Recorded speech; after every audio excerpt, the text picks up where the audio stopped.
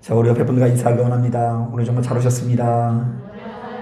은혜 받기 원합니다. 예, 감사합니다. 코로나 이렇게 발생한 이후에 이제 수요 예배도 그렇고 금요 예배도 그렇고 이렇게 새벽 예배도 그렇고 이 다소 오붓하게 드리는 분위기가 나는데요. 여러분 그렇다 보니까 참 좋은 것 같죠? 이렇게 눈도 더 마주치고 그리고 더 이렇게 가족 같은 분위기로 예배를 드릴 수 있는 것 자체가 참 귀한데요. 아무쪼록 더 큰 은혜 받으시고 생명을 누리심으로 말미암아 이 세상이 가져다주는 허무와 고독을 이기시고 생명을 누리시는 저와 여러분 되시기를 주님의 이름으로 축복합니다. 오늘 우리가 읽은 이 본문의 전후 문맥을 살펴보면요, 하나님께서 유다 백성들의 심각한 죄악들을 강하게 책망하시면서 너희가 저지른 이 죄악을 돌이키지 않으면 엄청난 심판과 징벌을 받게 될 거라고 경고하고 있습니다. 너희가 회개하지 않으면 지금 소유하고 있는 이 젖과 꿀이 넘쳐 흐르는 땅에서 쫓겨나게 될 거라고 말씀하시고요. 심지어 16절을 보면 참 무서운 말이 담겨 있는데요. 어부를 불러다가 유다 사람들을 낫게 하실 것이고 사냥꾼을 불러다가 유다 사람들을 사냥하게 하실 거라는 표현이 담겨 있어요. 자, 그러니까 이 본문의 내용은 너무나 무서운 내용이 아닐 수 없는데요. 자, 우리가 이런 내용을 묵상하다 보면 왠지 이 하나님께 한 대 맞을 것 같다라는 생각이 들기도 하고요. 자, 왠지 하나님께서 우리에게 저주를 내리실 것 같다라는 이 두려움에 사로잡히게 될 것만 같습니다. 자, 하지만 우리가 이런 말씀을 읽으면서도 좀 해석하는 법이 있어야 되는데요. 자, 바로 이런 말씀들은 우리에게 하고 있는 메시지가 너무나 분명합니다. 자, 우리 한번 따라해 볼까요? 나는 네가 너무나 사랑스러워서 네가 돌이키길 원한다. 한번 따라하기 원합니다. 나는 네가 너무 사랑스러워서 망하는 길로 가지 않길 원한다. 자, 여러분들은요, 여러분들의 너무 아끼고 사랑스러운 자녀들이요, 잘못된 길로 가는 것을요, 바라만 보고 있을 수 있어요. 도시락 싸가지고 다니면서라도 그가 잘 되기 위해서라면 내가 무엇을 하시든지 할 수 있는 것이 부모의 사랑 아닙니까? 사실은 우리 하나님께서도 바로 그러한 말씀을 하는 거예요. 나는 너를 너무나 아끼고 사랑하기 때문에 네가 잘 되는 길로 가길 원하고 망하는 길로 가지 않았으면 좋겠다. 자, 이런 점에서 오늘 우리가 읽은 이 본문은 너무나 중요한 내용이 담겨 있는 것 같은데요. 자, 왜냐하면 오늘 우리가 읽은 이 본문 가운데 이스라엘 백성들이 철저히 타락하게 된 아주 근본 이유가 담겨 있기 때문입니다. 자, 바꿔 말하면 바로 이것은 이스라엘 백성들이 도대체 무엇을 돌이키고 도대체 무엇을 교정해야 되는지에 대한 가르침이 담겨 있다고 할 수 있는데요. 자, 과연 우리 하나님께서는 유다 백성들에게 어떤 메시지를 전하고 계신 것일까요? 자, 우리가 약속이 담긴 하나님의 말씀이라는 걸 믿고 먼저 5절부터 6절 말씀 천천히 한번 읽어보도록 하겠습니다. 시작. 여호와께서 이와 같이 말씀하시니라. 무릇 사람을 믿으며 육신으로 그의 힘을 삼고 마음이 여호와에게서 떠난 그 사람은 저주를 받을 것이라. 그는 사막의 떨기나무 같아서 좋은 일이 오는 것을 보지 못하고 광야 간주한 곳 건건한 땅 사람이 살지 않는 땅에 살리라. 자, 이것은요, 이스라엘 백성들이 눈에 보이지 않는 하나님보다 눈에 보이는 누구에게 마음을 쏟고요? 사람에게 마음을 쏟고 사람에게 우리의 중심이 크게 치우치는 것을 경계하는 말씀인데요. 자, 우리가 하나님이 아니라 눈에 보이는 사람을 믿고 바로 그 사람을 자신의 힘으로 삼는 자는 몹시도 척박하고도 건조한 인생이 될 수밖에 없다는 것을 경고하는 거예요. 자, 여러분 주변에 사람이 많았으면 좋겠습니까? 그렇다고 해주시면 안 돼요. 저는 그렇게 원해요, 사실은. 이 사람이랑 어울리는 것도 이 고도의 능력이 필요한데요. 내가 아무리 함께하고 싶어도 그럴 만한 능력이 안 되고 인격이 안 되면 굉장히 오히려 어려움을 겪을 수 있거든요. 그래서 저는 이왕이면 여러분들이 주변에 많은 사람들에게 사랑받는 위치에 서길 원합니다. 그런데 그럼에도 불구하고 어울리되 우리 중심은 누구한테 가 있어야 된다고요? 하나님께 가 있어야 된다는 이야기를 해요. 이걸 제가 계속해서 자세히 설명할 거예요. 자, 우리 말씀을 계속해서 읽어보려고 하는데요. 자, 우리 7절부터 8절 말씀도 약속이 담긴 하나님의 말씀이라는 걸 믿고 좀 총기 있는 눈으로 한번 읽어볼게요. 7절 8절 시작. 그러나 무릇 여호와를 의지하며 여호와를 의뢰하는 그 사람은 복을 받을 것이라.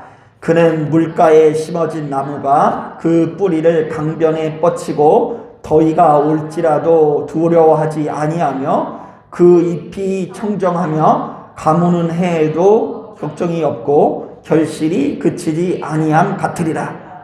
자, 이번에는 바꾸어서요. 자신의 중심을 누구한테 쏟는 사람이요? 하나님한테 두고 하나님을 마음으로 의지하는 자에게 내려오는 복이 소개되고 있는데요.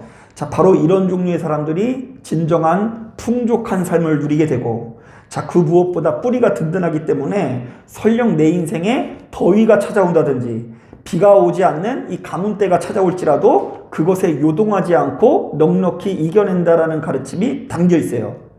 자, 그러니까요, 여러분, 오늘 이 말씀을 읽으면서 우리는 우리 스스로에게 세 가지 질문을 할 수 있어야 되는데요. 먼저 첫 번째, 자, 지금 너희의 인생은 척박하고 건조한 인생인가를 우리들에게 묻고 있어요.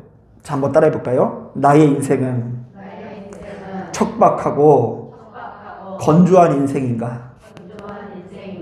자, 여러분들은 인생이 좀 척박한 것 같아요? 아니면 이렇게 풍족한 것 같아요?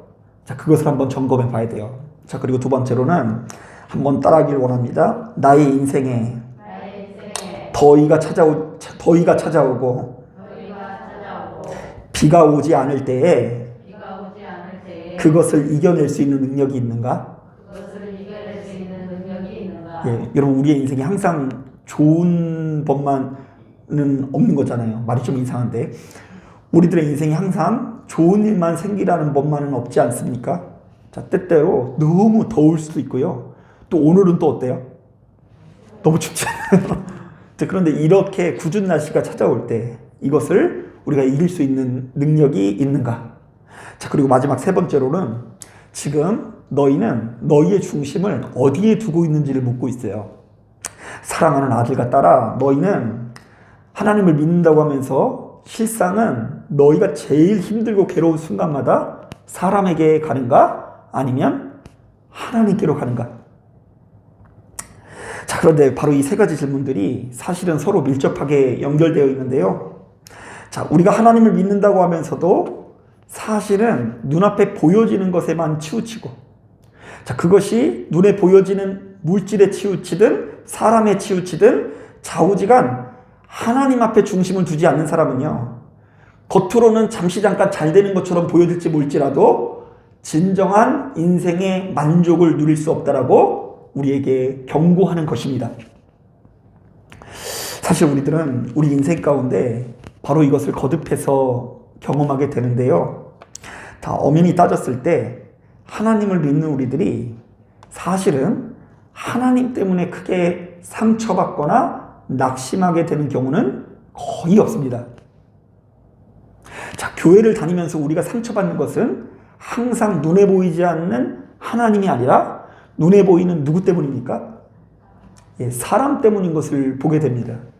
자, 교회뿐만이 아니에요. 우리 인생 가운데 나에게 상처를 주는 사람은 항상 사람이지 하나님이 아니라는 것입니다. 여러분 혹시 아실지 모르겠는데 그 MBN 방송에서 방송하는 나는 자연인이다 라는 프로그램이 있는데 여러분 이거 한번 보신 적이 있으세요? 뭐 오직 기도만 하셔가지고 안 보실 수 있는데 뭐 텔레비 틀면은 이곳저곳에 다 나오는 방송이에요. 뭐 재방송을 어마어마하게 하는데요. 자, 그런데 이 프로그램을 기획하며 담당하는 PD가 이 프로그램을 런칭하면서 크게 두 가지를 고민했다고 합니다. 먼저 첫 번째로는 누가 산에 칩거하는 자연인들에게 관심을 보일까 하는 거였습니다. 자, 여러분 요즘 보면은 그 좋은 집이라든지 좋은 뭐 방이라든지 인테리어 이런 거 소개해주는 프로그램 되게 많죠. 자, 그런데 여러분 자연인들이요 살아가는 모습이요 그렇게 호화롭고 세련된 집에서 살 것 같아요? 아니면 꾀세지한 집에 살 것 같아요? 맞아요. 그런데 그렇게 꾀세지한 집에서 살아가는 사람들의 이야기를 누가 관심을 가질까? 이것을 고민했다고 하고요. 두 번째로는요. 1, 2년 정도가 지나면 이 자연인을 섭외하는 것이 좀 어렵지 않을까 이렇게 추측을 했다고 합니다. 자, 그러니까 자연인이 별로 없을 것 같다라고 생각을 한 거죠. 자, 그런데 이 모든 걱정들이 그저 기우로 끝났다고 하는데요. 자, 일단 이 척박한 도시 생활에 지친 이 수많은 사람들, 특히 사람으로 인해서 상처받은 사람들이 자연을 벗삼아 아무도 상대 안 하고 혼자 살아가는 그 모습을 보면서 대리만족을 느껴서 야, 이게 생각보다 시청률이 엄청나게 폭발적으로 나온 거예요. 자, 그래서 TV를 틀은 데마다 재방송이 많이 나오는 이유는 사람들이 그것을 이렇게 요구하는 수요가 높기 때문인 것입니다. 자, 그리고 무엇보다요, 생각보다 이 방송이 딱 나간 이후에 전국 방방곳곳에 자연인들이 많다 적다? 너무 많은 거예요. 그래서 이게 지금 뭐 한 10년 가까이 방송이 되는데도 불구하고 계속해서 새로운 자연인이 등장할 정도로 이 섭외에 어려움을 겪고 있지 않다라고 합니다. 자, 그런데 놀랍게도 이 프로그램을 진행하는 사람 중에 한 분이 나름대로 철학이 생겨서 한숨을 푹 쉬더니 이런 얘기를 하더라고요. 앞으로도 자연인은 훨씬 더 많아질 거예요. 왜냐하면 이 세상에는요, 이제 좀 쉬고 싶다고 생각하는 사람들이 너무나 많기 때문이고요. 끊임없이 사람으로 인해서 상처받은 사람이 계속해서 발생하고 있기 때문이라고 이야기하더라고요. 자, 여러분 놀랍게도 우리 주변에는요, 이렇듯 세상 사는 것이 너무 힘들고 고되다고 느끼는 사람들도 많이 있고요. 특히 사람으로 인해서 이 상처받은 무수히 많은 사람들이 있다고 하는데요. 자, 바로 이 상처들이 얼마나 깊은지 모든 속세와의 연연을 끊고 산으로 들어가는 사람들이 그렇게 오늘날까지 나타나고 있는 것입니다. 자, 그런데요, 이러한 자연인까지는 아니더라도 사실 우리들은 매 순간 사람으로 인해서 상처받고 사람으로 인해서 고통받는 경우가 너무나 많이 있습니다. 때로는 나의 배우자가 나의 인생에 가장 큰 괴로움을 가져다주는 왼수처럼 느껴질 수 있습니다.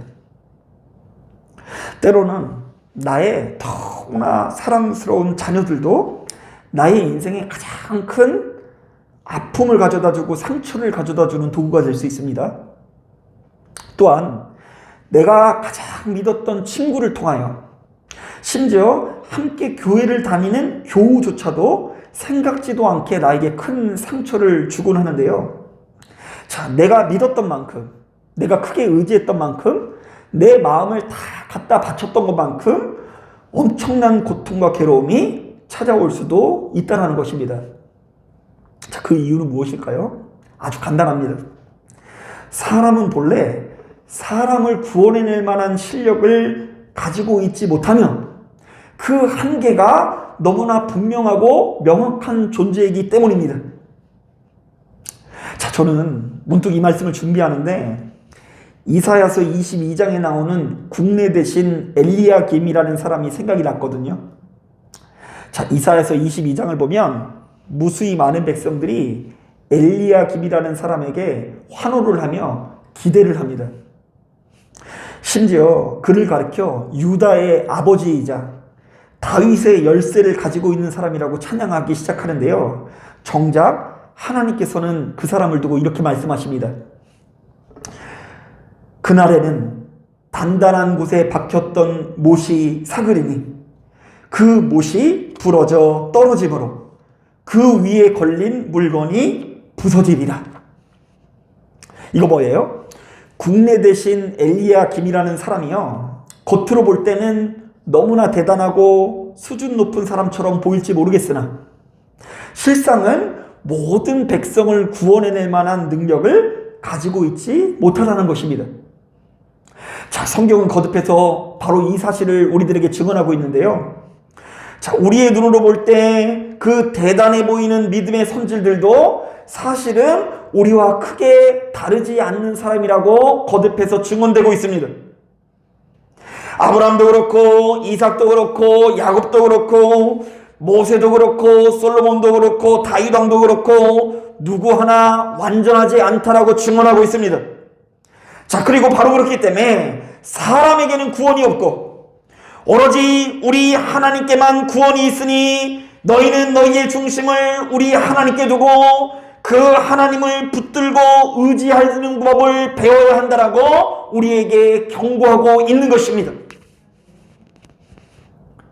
하지만 그렇다고 해서 하나님을 믿는 우리들이 주변에 있는 사람들과의 관계를 모두 다 끊어내고 그야말로 자연인처럼 살라는 이야기는 아닙니다. 세상에 있는 그 어떤 모임도 가지 말고 여행도 가지 말고 오로지 교회 가서 기도만 하라는 이야기는 더더욱 아닙니다. 자, 그렇게 살아서는 안 됩니다. 성경은 다만 우리들에게 크게 세 가지를 요구하는데요. 먼저 첫 번째, 우리는 결단코 혼자서는 살아갈 수 없으니 주변에 있는 사람들과 마음을 열고 어울리되 그도 역시 허물이 많고 부족한 존재인지라 나를 구원할 수 있는 존재가 아니라는 것을 인정하고 만나라는 이야기예요. 한번 따라해 볼까요? 그는 나를 구원할 만한 실력이 없다. 자, 그러니까 지나치게 기대하지 않을 준비를 하고 만나라는 이야기입니다. 우리도 모르는 사이에 지나치게 기대할 수 있으니 사람은 좀처럼 달라지지 않는다는 것을 인정하고 그것을 정말로 철저히 준비하면서 만나라는 이야기고요. 자, 두 번째, 어떤 경우에도 나와 동행하시는 하나님과의 관계를 바탕으로, 자, 바로 거기서 나오는 권세와 능력으로, 거기서 나오는 에너지로 무장하여 사람을 마주해야 된다는 이야기입니다. 한번 따라해 볼까요? 기도할 때의 나와 기도하지 않을 때의 나는 다르다. 늘상 기도하는 내가 온전한 사랑과의 관계를 맺을 수 있고요. 늘상 기도하지 않는 나는 항상 나의 연약함이 드러나서 그 관계의 실패를 경험할 수밖에 없다는 거예요. 자, 그래서 우리는 항상 준비해야 돼요. 원수 마귀의 불화살을 믿음의 방패로 막을 준비를 하고 이 세상을 살아야 하는 것입니다. 그리고 세 번째, 그러므로 우리가 무수히 많은 사람을 만나되 내 인생의 가장 크고 첫 번째 되는 분은 오로지 우리 하나님이신 것을 마음으로, 믿음으로 고백할 수 있어야 한다는 것입니다. 우리 다시 한번 따라 볼까요? 내 마음에 가장 소중한 한 자리에는 하나님이 거하셔야 한다. 자, 이런 점에서 제가 언젠가 어떤 분이 믿음의 고백을 하는 얘기를 듣고 참 감사한 적이 있는데요. 어떤 분이 어디에 여행을 갔다가 문득 그 모든 것들이 다 풍족하고 여유로운데 마음 한구석에 뭔가 답답해지는 것이 느껴지더랍니다. 자, 그래서 그 여행지에서요, 모두가 자고 있는 이 새벽 시간에 일어나가지고 잠깐 뭘 했을까요? 너무 어려운 얘기인가요? 자, 그런데 이것은요, 특별히 대단한 수준이 있고 믿음이 있어서가 아니라요, 자기 살자고 하는 기도인 거예요. 여러분, 기도가 복을 받기 위해서 하는 것도 있고요, 이 기도가 원하는 것을 얻어내기 위해서 하는 기도도 있고 누군가를 위해서 하는 기도도 있지만 진짜 본질적인 기도, 진짜 생명 있는 기도는 어떤 기도인지 아세요? 내가 살자고 하는 기도예요. 자, 여러분들의 마음에 고독과 괴로움이 몰려올 때 우리는 알아야 돼요. 지금 이게 나를 부르시는 하나님 아버지의 신호이구나. 자, 그래서 지금 그 순간 모든 것을 뒤로하고 제일 먼저 하나님께 무릎 꿇고 기도할 수 있는 삶을 살아가는 것이 진짜 믿음 있는 성도의 삶인 것입니다. 자, 그래서 바울은요, 로마서를 통해서 이 땅에 예수 믿는 우리들을 향해서 이렇게 권면하고 있습니다. 자, 로마서 3장. 의인은 없나니 하나도 없으며 깨닫는 자도 없고 하나님을 찾는 자도 없고 다 치우쳐 함께 무익하게 되고 선을 행하는 자는 없나니 하나도 없도다. 자, 사람에게는 우리를 구원해낼 만한 힘과 능력이 있다 없다? 없다는 거예요. 자, 그러니까 여러분, 어떤 편에서는요, 이 앞에서 말씀을 전하고 있는 목사님도 누군가를 구원해낼 만한 능력이 있다 없다? 참 말을 하기가 좀 그렇죠. 있다고 좀 해야 될 것 같고 없다는 것을 인정해야 돼요. 이게 어떤 면에서는 이 개신교하고 카톨릭의 결정적인 차이인데요. 이 카톨릭은요, 우리가 구원받는 데 있어서 사제의 권한과 권리를 아직까지도 인정을 합니다. 그래서 이 베드로에게 그 하늘문을 여는 그 열쇠를 주는 장면이 있지 않습니까? 그래서 이제 베드로가 그 열쇠를 가져서 베드로의 후계자인 교황들의 권세가 있고 그 교황의 후계자들인 사제들의 권세가 굉장히 중요하다고 생각해요. 그래서 죄를 지으면요, 그것을 사제에게 이야기하고 그 사제가 예수님의 대리자가 되어서 그 사람의 죄를 용서하는 의식을 행하기도 합니다. 자, 그런데 우리들은 훨씬 더 보수적이에요. 사람은 하나님의 말씀을 전하는 대리자가 될 수는 있으나 우리를 구원하는 데 있어서 사제의 권한은 필요치 않고 오로지 우리들의 유일한 사제 되시는 분은 예수 그리스도시다라고 고백하고 있어요. 저는 이것이 정통이라고 믿어요. 왜냐하면 저는 저를 너무 잘 알고 있기 때문입니다. 저는 누군가를 구원해낼 만한 능력이 없어요. 의인은 없나니 어느 정도 없다고요? 하나도 없으며 깨닫는 자도 없고 하나님을 찾는 자도 없고 다 하나님의 눈높이에서 보았을 때는 그나블의 그 밥인 것처럼 느껴지시다는 말씀입니다. 그러므로 로마서 5장, 그러므로 우리 주 예수 그리스도로 말미암아 하나님과 화평을 누리자. 그로 말미암아 우리가 믿음으로 서 있는 이 은혜에 들어감을 얻었으며 하나님의 영광을 바라고 즐거워하느니라. 이뿐 아니라 우리가 환난 중에도 즐거워하나니 이는 환난은 인내를, 인내는 연단을, 연단은 소망을 이루는 줄 알미로다. 자, 우리를 구원해낼 만한 능력이 없는 사람에게 가서 왈가왈부하지 말고 우리 주 예수 그리스도로 말미암아 하나님과 화평을 누리라고 권면합니다. 자, 그러면 주께서 주시는 은혜로 말미암아 우리가 평안을 누리게 되는데 그 은혜로 인하여 환난을 이기고 환난이 인내를 낳고 인내가 연단을 낳고 연단이 소망을 이루어 나가는 경험을 하게 된다라고 우리들에게 권면하는 거예요. 뜻이 어렵지만 결국 무슨 얘기냐면 쓸데없이 눈에 보이는 사람에게 의지하는 삶을 살아가지 말고 너희 인생에 가장 크게 힘들고 고통스러운 순간에 누구를 마주하라는 거예요? 하나님을 마주하라는 거예요. 귀에 뭐가 들리든 안 들리든 눈에 뭐가 보이든 보이지 않든 하나님이라는 존재가 살아계시다는 것을 믿고 그 하나님께 나의 속 깊은 곳을 의지하고 의탁하는 것이 우리 하나님께서 우리에게 요구하시는 권세 중에 권세라는 것입니다. 자, 저도 비록 한참 나이지만 한참 어린 나이지만 목회를 하면 할수록 바로 이것을 더욱더 경험하게 됩니다.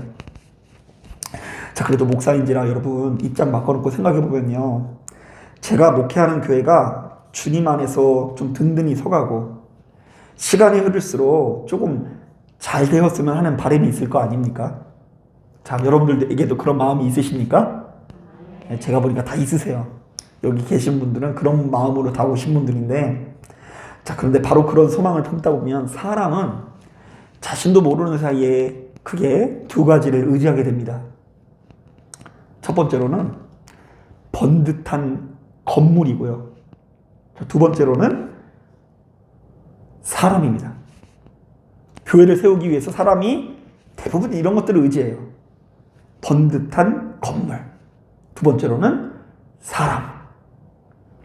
자, 왠지 우리 교회의 건물이 아름답게 세워지면 보다 능력 있는 교회로 세워질 것 같고요. 자, 왠지 누군가를 내 편으로 만들어내거나 보다 능력 있는 누군가의 인정을 받게 된다고 한다면 우리 교회가 더 괜찮은 교회로 세워질 거로 우리는 수시로 기대한다는 것입니다. 하지만 여러 가지 시행착오를 통해서 깨닫는 것은 교회의 주인은 건물이 아니라 사람이 아니라 우리 주님이라는 것입니다. 자, 그래서 목사로서 우리 하나님께 간구하는 것은 나의 중심에 도리어 쓸데없이 건물이나 사람에게 의지하는 것이 아니라 나의 중심이 건물이나 사람에게 치우치는 것이 아니라 오로지 하나님께 머물게 해달라고 기도하는 것이 제가 할 일이더라고요. 이 번듯한 교회의 환상에 사로잡히게 되면 수단 방법을 가리지 않고 빚을 지고라도 무리를 해서라도 건물을 지으려고 합니다. 자, 그런데 우리 주변에 보면 건물이 다 아름답게 지어졌다고 해서 다 주님께서 인정하시는 아름다운 교회가 되는 것은 아니더라고요. 사람을 내 편으로 만들고 내 맘대로 움직인다고 해서 그 교회가 아름다워지는 것도 아닌 것입니다. 오히려 우리는 그 모든 것들을 초월할 수 있어야 되는데요. 건물이 어떠하든지 또한 지금 눈앞에 사람이 있든지 없든지 설령 지금 내가 무인도에 갈지라도 내 주변에 아무도 없고 나밖에 없을지라도 내가 내 마음의 한 구석을 주님께 내어드려서 주님을 붙들고 의지하는 마음과 믿음이 있으면 바로 그 자리가 그 어떤 교회보다 아름다운 교회가 되어지는 것입니다. 사랑하는 여러분, 우리가 쓸데없는 것에 치우치지 않아야 됩니다. 쓸데없는 것으로 인해서 우리 인생을 지배당하면 안 됩니다. 지나친 쾌락으로 인해서 우리의 인생을 낭비하면 안 됩니다. 물질에 대한 욕심도 지나쳐서는 안 됩니다. 물질이 없어서는 안 되지만 그것에 너무 치우치다 보면 결국 망하는 길로 갈 수밖에 없습니다. 또한 눈앞에 보여지는 사람에게도 지나치게 기대를 해서는 안 됩니다.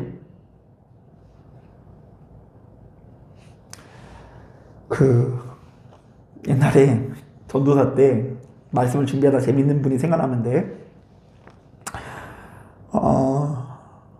연초에 시작을 하면서 토종 비결을 한번 봐봤더니 올해는 귀인을 만난다고 돼 있다고 하더라고요. 아니나 다를까 그때쯤 맞춰서 누구를 만났는데 이분이 너무 좋더랍니다. 자, 그런데 그런 얘기를 들으면 벌써 긴장부터 돼요. 너무 좋은 사람 만나면요 좀 있으면 또 너무 무슨 얘기가 들려오는지 아세요? 실망할 이야기 상처받는 이야기가 들려오게 돼 있어요. 그래서 분명히 그분이 귀인인 줄 알고 많은 것들을 오픈하고 주고 의탁을 했는데 그걸로 인해서 크게 상처받고 넘어지는 이야기를 들은 적이 있어요. 그래서 교회가 사실은 하나님을 믿는다고 하면서 하나님보다 사람에 치우치다 보니까 신종 사기꾼이 등장했는데요. 교회 나와가지고 새벽마다 맨 앞자리에서 기도를 한대요.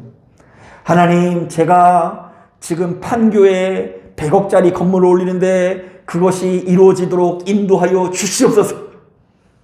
하나님, 제가 어디에 수주를 1000억짜리를 따내야 되는데 그것을 이루어 주시옵소서. 이러면요 사람들이 그 사람이 대단한 사람인 줄 알고 자기의 것을 가지고 투자를 하고 이것저것을 내어주고 보증을 서고 하는데요, 알고 봤더니 그 사람이 모든 정체를 숨기고 교회에 잠입한 사기꾼이더래요. 자, 그런데 그 사람에게 넘어가는 그 면면을 보면 사실은 그 사람은 새벽 예배 때 맨 앞자리에서 기도하는 사람이고, 제일 오래 기도하는 사람이고, 그리고 무엇보다 뭐가 많은 사람이요? 하나님의 은혜로 돈이 많은 사람이라는 것에 대한 기대가 있었기 때문에 그러한 사기를 당한 것이라는 분석이 있습니다. 여러분, 이것은 오늘 우리가 읽은 본문도 마찬가지인데요. 9절 말씀을 보니까 이 세상 모든 만물 중에 가장 거짓되고 부패하기 쉬운 것이 우리의 마음이라고 증언합니다. 자, 우리 9절 말씀 한번 읽어볼게요. 시작. 만물보다 거짓되고 심히 부패한 것은 마음이라. 됐어요? 만물 중에 가장 거짓되고 부패하기 쉬운 것이 우리의 무엇이라고요? 마음이에요, 마음. 그것을 인정해야 돼요, 하나님을 믿는 사람들은. 그래서 우리는 일평생 그 무엇보다 마음을 지켜야 됩니다. 무릇 지킬 만한 것 중에 내 마음판을 지키라. 생명의 근원이 이에서 남이니라.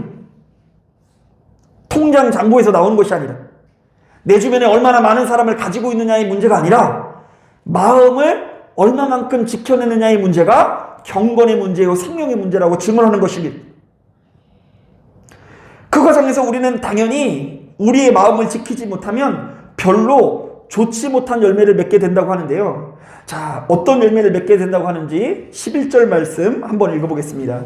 시작. 불의로 치부하는 자는 자고새가 낳지 아니한 알을 품은 같아서 그의 중년에 그것이 떠나겠고 마침내 어리석은 자가 되리라. 자, 그런데 우린 여기서 이 자고새라는 말을 처음 들어보죠. 자고새라는 말에 동그라미를 치시고, 이게 뭐냐면요, 이 자고새는 사해 부근에 사는 메추라기 비슷한 새인데요, 뭐 다른 것은 알 필요가 없고요, 이 새가 굉장히 되게 웃긴 습성을 하나 가지고 있어요. 희한한 습성인데요, 이 새는 굉장히 알을 많이 낳는데요, 특히 그 많은 알을 키우면서 자기 알만 키우는 것이 아니라요, 다른 새의 알을 훔쳐다가 품는 습성이 있대요. 좀 희한하죠? 알 욕심도 너무 많아가지고 지가 너무 알을 많이 낳아요. 그런데 거기에 그치지 않고 다른 새의 알을 어떻게 한다고요? 훔쳐와서 키워요. 자, 그러니까 이 새는요, 내 것이 아닌 것을 가져다가 자기 둥지에 이 소중히 여기서 키우는 욕심쟁이 새를 말합니다. 자기가 키우면 안 되는 것들을 키우는 새를 말해요. 자, 그래서 예레미야는 불의한 방법으로 재산을 모은 사람들이나 그 마음을 지키지 않고 다른 것들을 품고 의지하는 사람들을 이 자고새에다가 비유하는 것입니다. 자, 바로 이렇게 자고새와 같은 사람은 일시적으로 형통하고 일시적으로 행복할 수 있으나 별로 그 끝이 좋다 안 좋다? 안 좋다는 이야기를 하는 거예요. 자, 우리 다시 한번 그런 의미로 11절 한번 읽어볼게요. 천천히 한번 읽어보겠습니다. 시작. 불의로 치부하는 자는 자고새가 낳지 아니한 알을 품음 같아서 그의 중년에 그것이 떠나겠고 마침내 어리석은 자가 되리라. 자, 그러니까 마음을 지키지 못하고 자꾸 지나치게 사람에게 치우치다 보면 그 사람으로 인해서 그 순간에는 좋을지 모르겠지만 중년에는 혹은 내 인생의 끄트머리에는 별로 그 끝이 좋다 안 좋다? 안 좋다. 그래서 사람에게 노란하지 말라는 이야기를 이 자고새의 비유를 통해서 우리에게 권면하는 것입니다. 자, 그러니까 여러분, 바로 이 같은 메시지에 주목하시면서 귀 기울이기 원합니다. 많은 사람들이 그 진리에 대한 열망을 가지지 못하는 경우가 많이 있습니다. 자, 교회를 통해서 나의 욕망이 해결되고 나의 필요가 해결되고 눈앞에 어떤 이 기적이 나타나는 것에 대한 열광은 있으나 진리에 대한 열망은 갖지 못하고 그로 인해서 진정한 자유를 누리지 못하는 경우가 많이 있는데, 우리를 살리고 우리를 생명으로 인도하는 것은 진리입니다. 자, 그런데 오늘 말씀에 의하면 어떤 진리가 담겨 있습니까?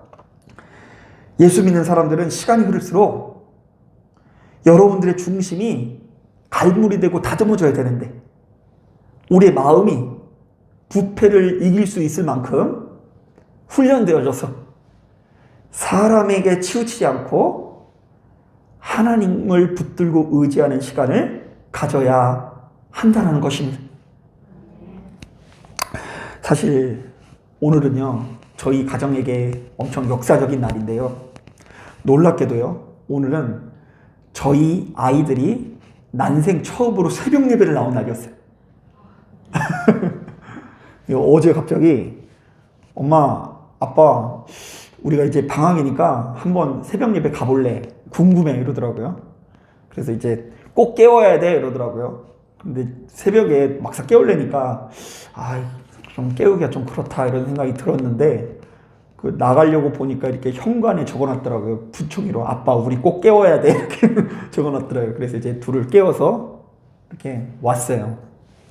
자, 그런데 여러분, 오늘따라 놀랍게도 정말로 사람이 많이 안 와가지고요, 한 분 오신 거예요. 그래서 이제 우리 가족 넷이랑 이렇게 한 분, 5분이 이렇게 모여서 예배를 드린 거죠. 자, 그런데 제 안에 그 한 분밖에 안 왔으니까 아이들 앞에서 뭐 초라해 보인다던가 부끄러운 마음이 단 1도 없었어요.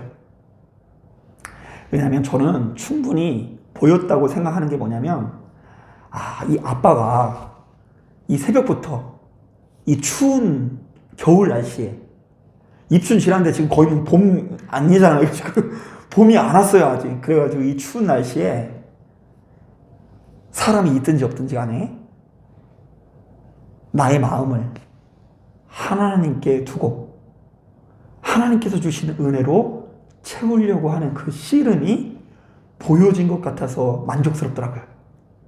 그래서 속으로 이렇게 기도했어요. 하나님, 내가 나의 인생의 여러 가지 그 고독 중에 하나님을 붙들듯 이 아이들이 자신의 인생의 여러 가지 힘들고 괴로운 순간이 올 때마다 주님의 품에 거하는 믿음이 생겨질 수 있도록 인도하여 주옵소서. 이렇게 막 계속 기도를 했어요. 그랬더니요, 제가 기도 끝날 때까지 진짜 기다려가지고 6시 30분까지 기다려가지고 아빠 같이 가자고 하면서 가는데요, 뭔가 아빠를 좀 대단하게 보는 것처럼 느껴지더라고요. 그 이전에 집에서는 맨날 내복바람으로 돌아다니는 아빠가 아니라 진짜 목사님처럼 보는 것 같다는 생각이 들어서 다음에 또 데리고 나올까 했는데 그러지는 않을 것 같아요. 너무 애들이 피곤해가지고 나오진 않을 것 같은데, 뭐 제가 말씀드리고 싶은 것은 뭐냐면, 여러분, 믿음 생활에 있어서 가장 큰 보물은요, 여러분들이 예수의 이름으로 부자가 되고 집안 형편이 나아지고 병 고침을 받고 이런 것도 큰 보물이지만, 우리가 이 각박한 세상 가운데 하나님의 이름을 부를 수 있는 것 자체가 큰 복인 거예요. 사람이 알 수도 없고 사람이 볼 수도 없고 느낄 수도 없고 그런 어떤 영역이 있다라는 것을 인정하면서, 만약 우리가 하나님이 없었다고 한다면 얼마나 사람들에 의해서 놀아났을까요? 사람들에 의해서 지배를 받았을까요? 얼마나 정신없이 인생을 낭비하며 살았을까요? 그런데 이런 우리들이 수시로 돌아올 장소, 돌아올 하나님의 품이 있다는 것 자체가 큰 축복이더라고요. 더군다나 이런 말씀이 있어요. 여러분, 우리 주님께서는 상한 갈대를 꺾지 아니하시고 꺼져가는 심지를 끄지 아니하시는 분이라는 고백이 있어요. 이 말은 뭐냐면, 하나님께서는 가뜩이나 상처받은 사람, 가뜩이나 실패한 사람, 가뜩이나 움츠린 사람들을요, 궁지로 몰아세우는 분은 아니라는 말씀입니다. 여러분, 때때로 우리가 자녀를 막 키우다 보면 자녀를 혼낼 일이 생기잖아요. 근데 막상 따끔하게 혼내놓고 나면 이 아이가 구석에서 막 이렇게 뭔가 의기소침해 있으면 마음이 어때요? 너무 안쓰럽지 않나요? 그래서 어이구 내 새끼 이래서 안아주면요, 애들이 막 눈물을 뚝뚝 흘려요. 자, 그런데 그것이 우리를 향한 하나님 아버지의 마음이에요. 자, 그러므로 여러분, 쓸데없는 곳에 방황하지 마시고 설령 방황했다가도 빨리 돌아와서 우리 하나님께서 우리에게 허락하시는 평안과 은혜 가운데 거하시는 저와 여러분들 되시기를 주님의 이름으로 축복합니다. 자, 기도하겠습니다.